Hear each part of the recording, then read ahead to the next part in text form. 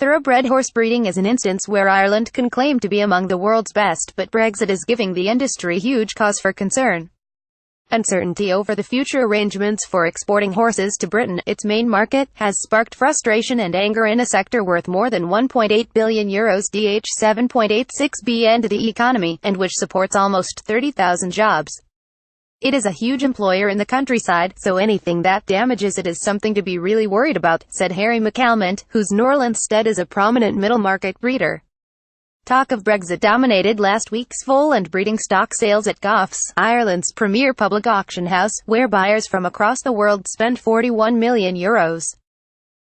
Read more. Brexit prompts UK lawyer rush to Ireland to retain EU practices. Tusk plays hardball over Irish question as May crunch talks loom. The tone was set by a foal by star Irish-based stallion Galileo, which sparked a bidding war before the auctioneer's gavel finally fell at the princely sum of €1.1 million to an agent acting for an unnamed US buyer. However, short-term joy about the lively trade could not blow away worries over what lies ahead. Mr. McCalmont said Brexit would nullify the tripartite agreement that exists between Ireland, England and France over the free movement of horses. Once Britain leaves the EU's single market and customs union, horses could be subject to passport controls and delays at the border unless some new agreement is reached. We don't envisage any change between Ireland and France, but the problem is we have to travel through England to keep the journey manageable, so if there is a hard border there will be an enormous amount of paperwork, red tape, maybe tariffs, said Mr. McCalmont.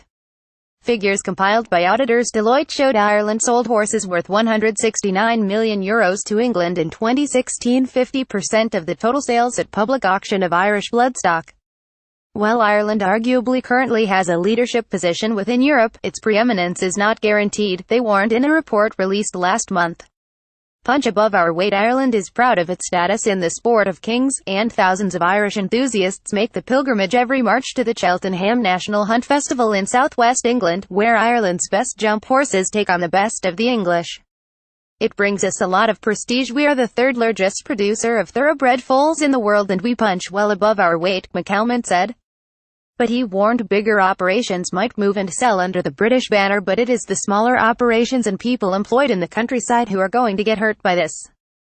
Concerns are shared by Goff's chief executive Henry Beebe, who is angry with the lack of clarity from the British government. I think there is a universal feeling of frustration and irritation, said Beebe.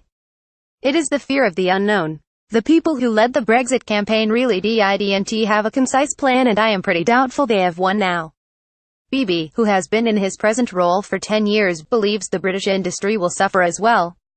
They cannot be served by just the full crop in England as they don't produce enough horses. They need imports and the majority come from Ireland, he said.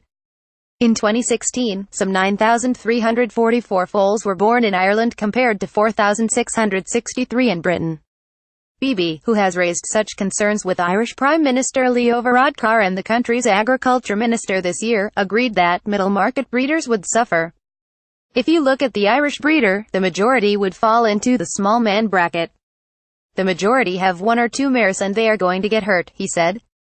For Irish training great John O'Xx, who has twice landed the Prix de l'Arc de Triomphe, Europe's most prestigious horse race, it is a pivotal moment for the industry.